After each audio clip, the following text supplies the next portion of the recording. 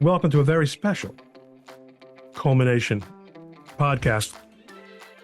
I mentioned the genesis of this particular episode in a post on X, what we used to call a tweet.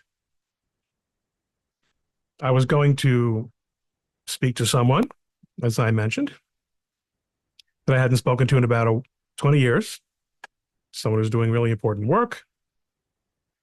I was excited. That person, of course, was Ted Frank, who has been in the hospital this week. Ted and I have had some past positive experiences together, but we haven't spoken in a while. I'm out of inventory. And I said, don't ask me why. And then I proceeded to answer why, which was that sometimes people promise to come on and then we can't book them. And I think this is something that happens to everyone. But rather than skip a week or rush something in, Jeremy, our producer, but it might be interesting for me to take a couple of questions from the world and discuss those and see where things take us. And you know what? I'm up for that. So here we go. Try to have some fun. And here is a question that, despite my instructions to DM me, was sent by my good friend, Jason, who asks, can citizens in South Carolina and North Carolina sue FEMA, the Federal Emergency Management Administration, for malpractice, incompetence, or gross negligence? And he goes into some detail here as to why he asks that question. FEMA completely exposed themselves as not being focused on their mission statement, rather, which is our mission is helping people before, during, and after disasters. Our core values and goals help us achieve it. It should be helping Americans, says Jason. And he cites the famous, massive account of End Wokeness. How big is End Wokeness? 3 million. Who got this video clip of a FEMA disaster preparedness meeting where they say, we should focus our efforts on LGBTQIA people who struggle before the storm. FEMA relief is no longer about getting the greatest good for the greatest amount of people. It's about disaster equity. And I think you will all agree that I agree with Jason that that's utter BS. I mean, that's an out of control government department. But what was his question? The citizens in South Carolina and North Carolina sue FEMA for malpractice, incompetence, or gross negligence. Short answer, no. As a general rule, the sovereign is immune from lawsuits. FEMA is an arm of the sovereign. In its wisdom, Congress has authorized certain kinds of lawsuits against the government. But these would not be in the category of the lawsuits that would be authorized. The first category that Jason suggested was malpractice. Well, malpractice is a cause of action, which is also usually described as professional negligence. So that's where somebody with a particular kind of expertise or license, such as a doctor, a lawyer, or even a real estate broker, whose work involves the application of standards that can be identified, enters into a relationship of duty, usually contractually, with the plaintiff, and then fails to meet those professional obligations. That's not the case with FEMA or any government organization. No, no, it's not malpractice, even though you might very well say from a sort of a casual point of view, isn't the work, the business, the profession of FEMA emergency management? That's not a bad question. The answer is no, it's not. It's that's what they're supposed to be doing. So then he asks, well, how about incompetence? Can you sue them for incompetence? Can you imagine if you could sue the government for incompetence? Oh man, we would never run out of work in the legal department. The government is not required to be competent. And indeed, it seldom is. There is no claim for incompetence. Now, it is true that in situations where a duty arises by contract or by professional relationship or by a legislatively created duty, incompetence can be grounds for finding negligence. And the next category that Jason asks about is gross negligence.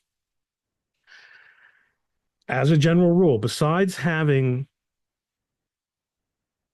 sovereign immunity, the state, by which I do not only mean states of the union, but the government, does not have a general duty towards all persons.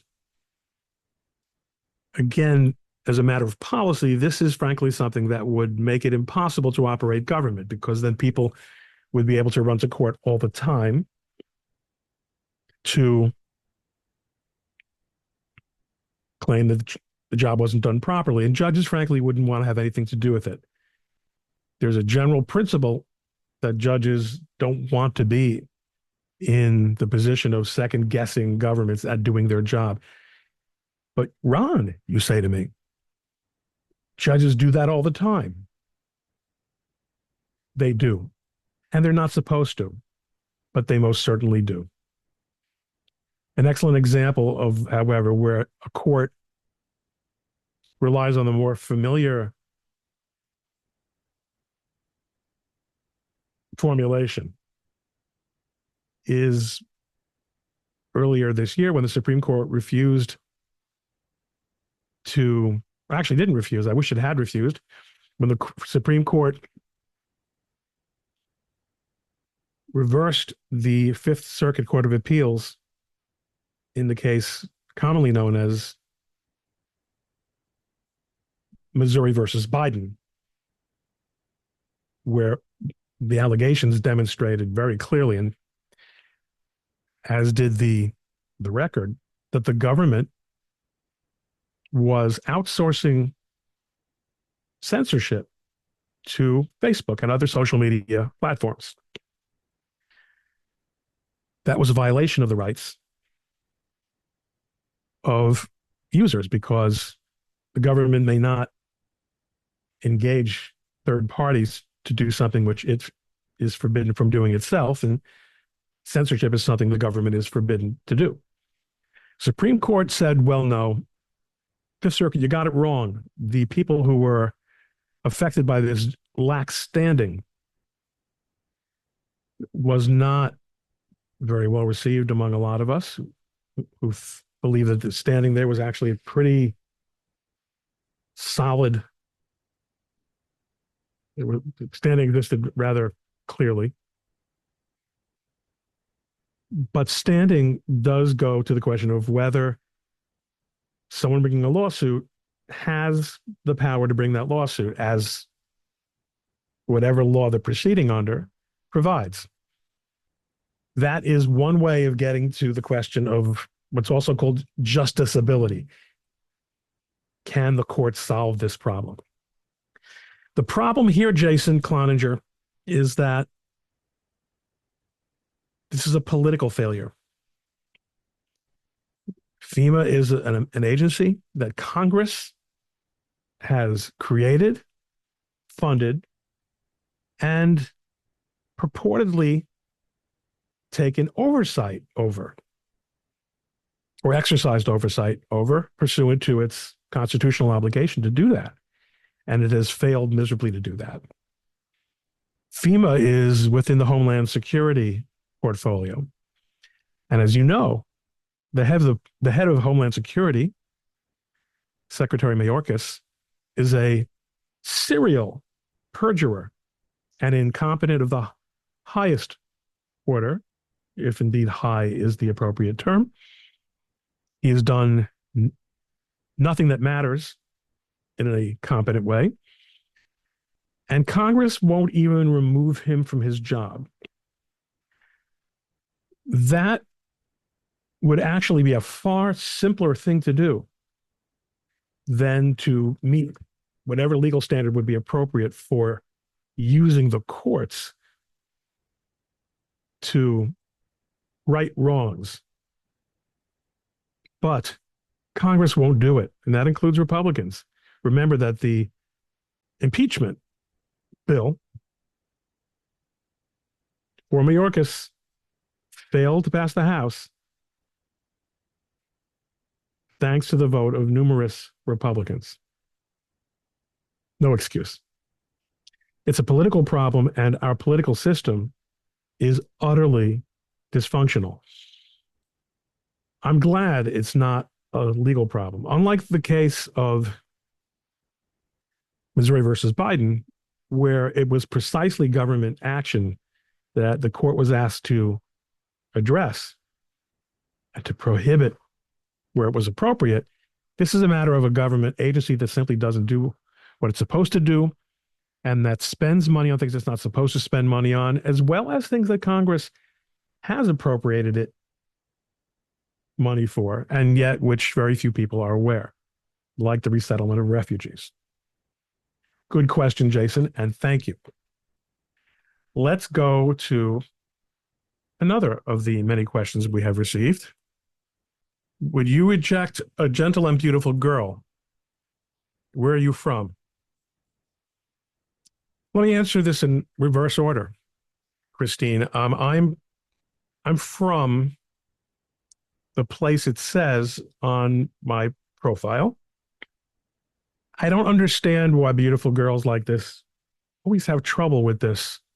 They're always asking me where I'm from, and then they're asking me what I do. And I don't understand that. Both of those things are in my profile. Would I reject a gentle and beautiful girl? No, I would not. Unless you mean for something improper. But if a gentle and beautiful girl wanted to share her thoughts with me or share excellent content with me, no, I would not reject her. Interestingly enough, Renee McCoy had the same exact question. Asked me the same exact question. So these two probably, as did Saturnina Sharonda, the same two questions.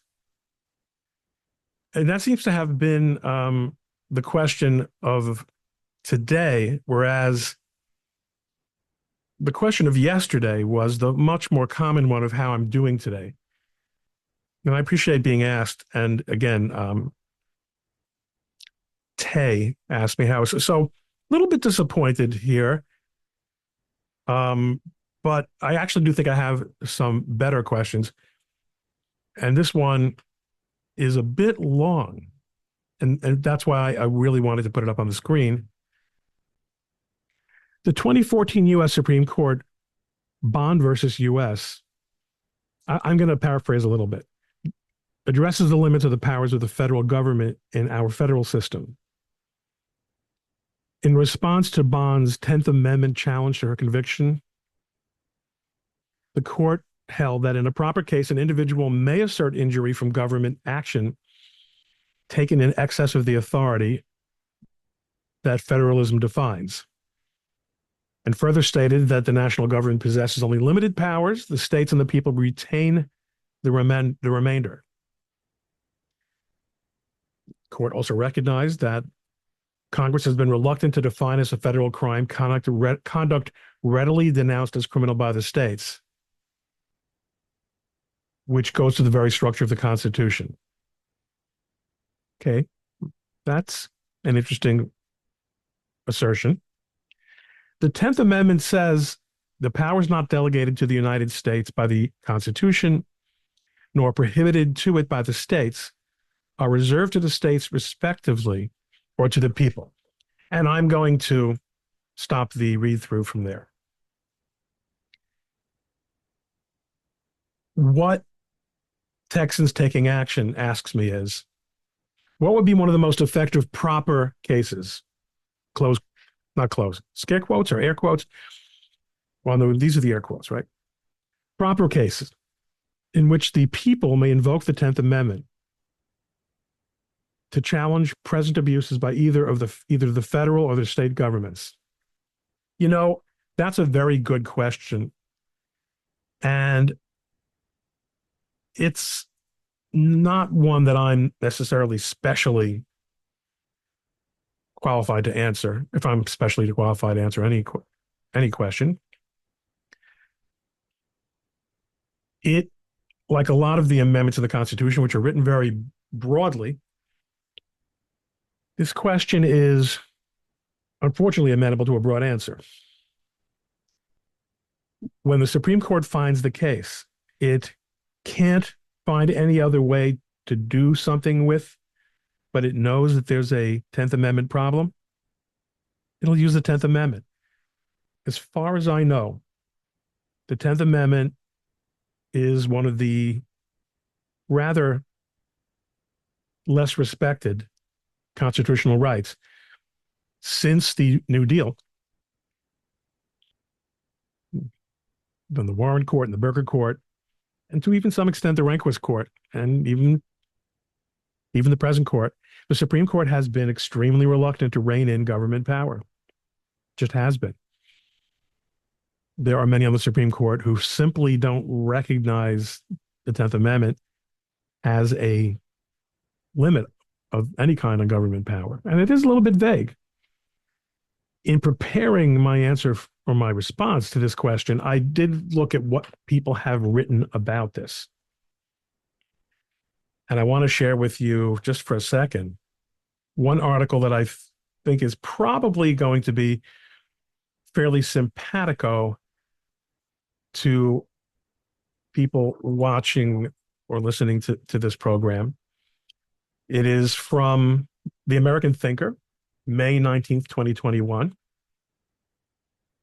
And I apologize for how the website looks. Like a lot of websites in this space, they have to accept garbage stuff on their website, the network advertising to pay the bills. Michael Finch wrote an article about the 10th Amendment called Planting the Flag, the States Will Be Sovereign.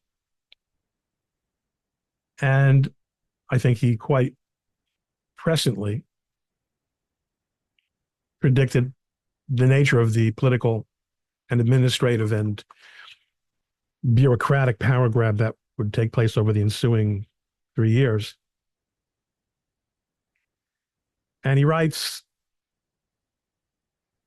in particular about the For the People Act, the Orwellian, as he calls it, attempt to nationalize the electoral system in a bill that did, thank God, fail in Congress, that the electoral system bill would result in nothing short of the shredding of the Constitution, the obliteration of state sovereignty, and, at the risk of hyperbole, the end of the Republic. 10th Amendment has been seriously eroded over the past century. And yeah, I agree with that. I think that was a terrible bill. And if it had passed, and I do think I remember correctly that it didn't pass. If it had passed, it would have been subject, I think, to a 10th Amendment challenge. And I would say that that's the kind of case that would probably be a good 10th Amendment resurrection opportunity, because the Supreme Court has ruled in many, to some extent, maybe too many, election cases, especially in respect with the 2020 election, that pretty much anything the states do, no matter how vile and undemocratic, is okay if the states agree to do it. Now, I've argued with a number of people that that can't really be what it sounds like. It just can't be that way. But too many other cases that fundamentally hold to the opposite, pursuant to certain statutes, civil rights statutes, for example, which could be implicated in terms of any denial of civil rights in connection with voting. But there has been a great deal of deference by this court to any sort of national second guessing. And to some extent, I think they are embarrassed by the Bush versus Gore opinion about the hanging chads, where the U.S. Supreme Court said, no, Florida, there's a level of nonsense you can't pull off in an election. There are people who have questioned the, how shall I put it, authority and the quality of that holding. These are definitely unresolved paradoxes within the jurisprudence involving elections and implicating the 10th Amendment that I think will have to be addressed by the court in the foreseeable future. Now, I do have some other questions besides how are you? Are you there? Thank you for following me. Hi, Coleman Natures. I'm so frisky right now for you. Yes. This is one of my favorite accounts, and I would not dare either omit to answer it or fail to put it on screen. And that's my friend, Weird Random Normie, who has recently added Vincero Trump Vincero. She is a very special friend on Twitter. So podcast question, she gave me two. From the outside looking in, I see a wide variety of Jewish religious groups. Fair. Is there some kind of council where representatives meet and discuss a cohesive response to current events? Is that really a naive question? She thanks me for this format. No, not at all. In fact, this is true of almost every religion. There are very few that are truly hierarchical anymore. Since the time that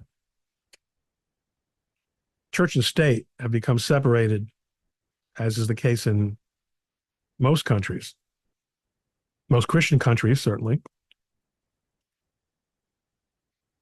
there has been very little cohesiveness within even a given religion. And in fact, the lack of cohesiveness is much older than the separation of church and state. There were definitely sovereigns certainly by the Renaissance, even in the Middle Ages, who didn't necessarily pay as much attention to the instructions of the Pope of Rome as a lot of people think. But in any event, among the Jews, we have not had that kind of cohesiveness, nor could we. First of all, we are not the state religion of any state, so there's no coercive power. The state of Israel is not a religiously based state. It has no particular religious significance, in my view, until proven otherwise.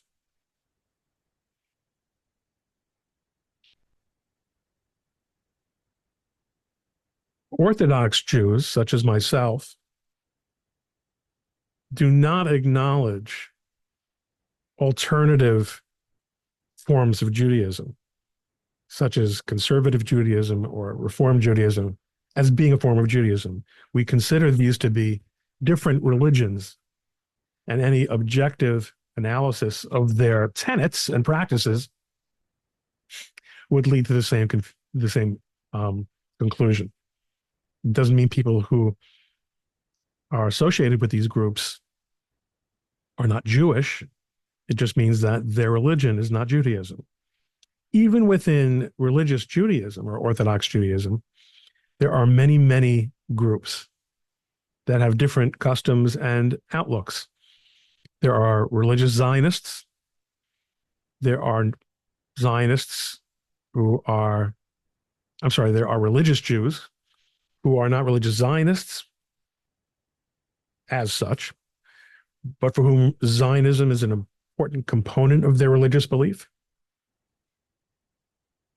There are Orthodox Jews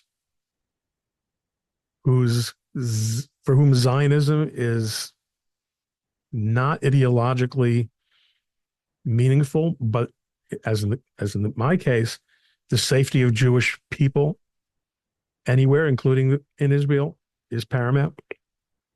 There are some Orthodox Jews who are antagonistic toward the state of Israel because of its irreligious aspects. A very deep topic that I'm not going to go into here, and I'm not necessarily the best qualified to address anyway. And there are a very slim proportion of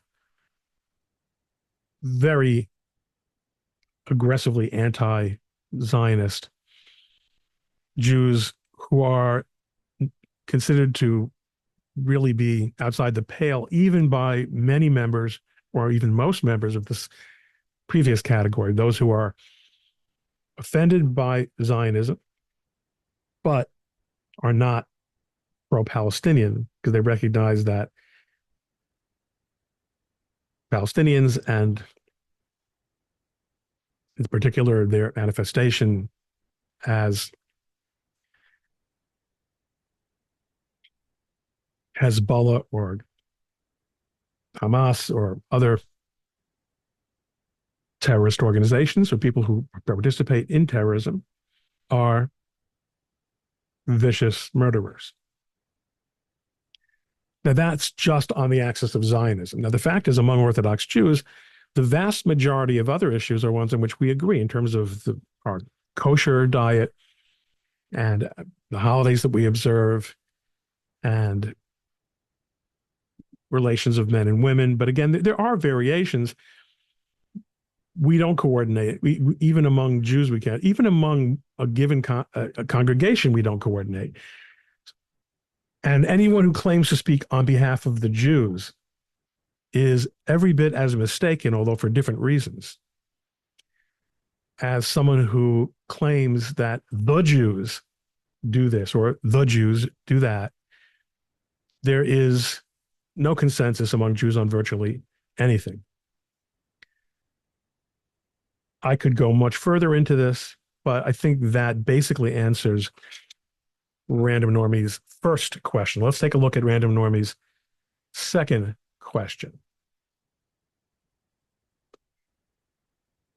Have you ever tried to listen to this podcast, on an Alexa device?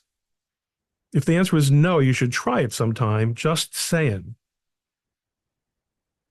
I haven't. I probably should have gotten an Alexa device so that we could have simulated that process right here live, but maybe next time. Okay, I thank you for that. Weird Random Normie. Thank you for your two questions. Another question that came to me, I can't put it up on screen, it came to me through an oral submission, was, Ron, it's very tempting, given what's going on in the world around us today. And I'm recording this on the 8th of October, the day after the 1-year anniversary of the attacks in Israel. The pogrom that was celebrated by thousands, at least. People celebrated mass murder, but also all the other things. The idea that you have someone like Kamala Harris in a position to become president, very possibly, and just the overall decline of things. Ron, what makes you the most pessimistic? And if there's anything that makes you optimistic, what makes you the most optimistic? And that is a challenging question. What makes me the most pessimistic is the problem is the problem in answering that is at what level of detail do I have to answer it?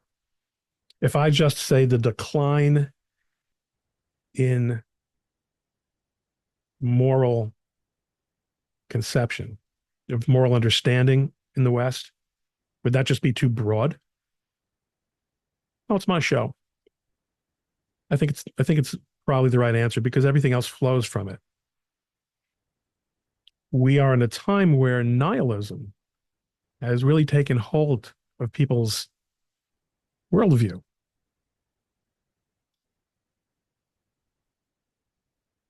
There is very little in the way of moral consensus on almost anything.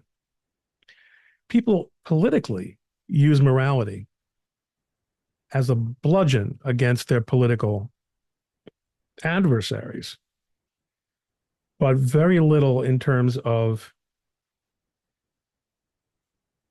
establishing a moral order, a coherent, internally consistent moral order that they themselves will adhere to.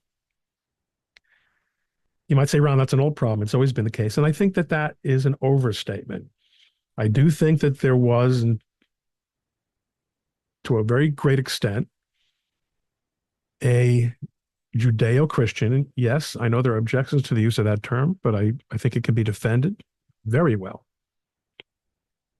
There was a Judeo-Christian consensus on many, many issues, and including, of course, the most important issues, not necessarily foreign policy choices, but the way people lived, the way society developed, what was good for a society, what was appropriate in education.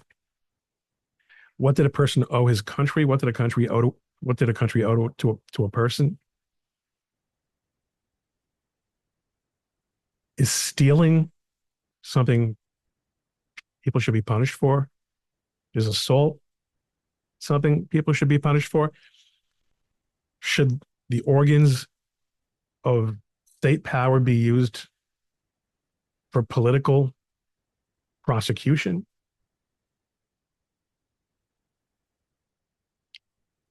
I know it is very broad, but the lack of a more, we can't have conversations anymore. We're not having them.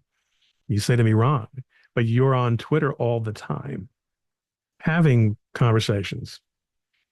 No, I'm striking polemical poses. Almost no one will actually step up and argue with me, certainly almost no one from the other side. I'm not talking about anonymous anti Semites. I'll sometimes get into it with someone who is a libertarian. Yes, there is room for some debate, but as a general rule, we're not having conversations and we can't. And the reason we can't is that we're not sharing common moral ground. Not only are we not sharing common moral ground, we're not sharing common reasoning, rules of argumentation, rules of analysis.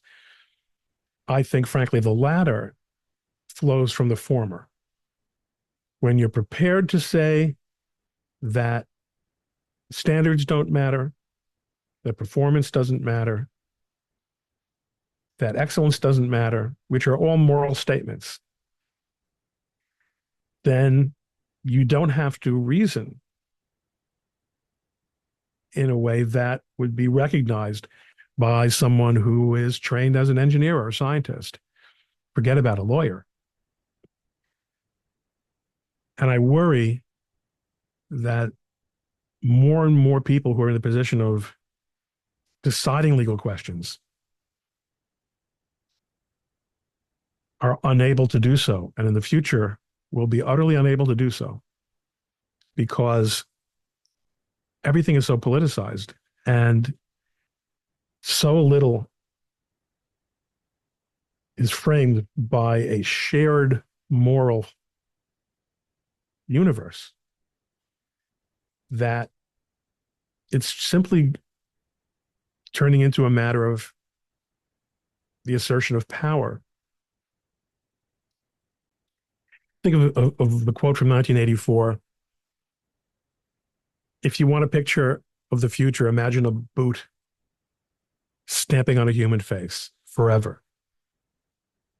It is very distressing how many people are comfortable with that, thinking that that boot will never be any boot other than one containing their foot, and that that face will never be their face. And that, by the way, is the lowest moral level. If we only say that my concern for moral conduct is whether I will end up ultimately being affected by immorality, by cruelty, that's a very low level. We should not want to impose cruelty on anyone, regardless of whether we're at risk ourselves. That's what being humane means. I'm pessimistic about this trend because so many people have lost faith. And what we see is that there is no replacement for faith. Secular humanism is not a replacement. Socialism is not a replacement. These are all systems of relative morality. But what can you do if people don't believe? So I'm pessimistic. Why am I optimistic? Or is there any basis for optimism? There is, and it would be easy for me to merely say that, notwithstanding everything I just said, that I'm optimistic about the future precisely because I do believe in the good. I do believe in God. I do believe in revealed truth. And I do believe, and I keep invoking Michael Malice's The White Pill. Right? Michael Malice is not exactly a theological figure, but he makes the argument in his book, The White Pill, that ultimately the human soul prevails. And I will say, he comes from the Soviet Union. And when I was going to school in the 1980s, Soviet Union was the evil empire. And it seemed as if it would go on forever. How can you defeat evil? How can you defeat totalitarianism? They have all the exits blocked. They have it all figured out. No, they don't. No, they don't. And I've read almost everything written by Solzhenitsyn. You've heard me say this before if you're a regular.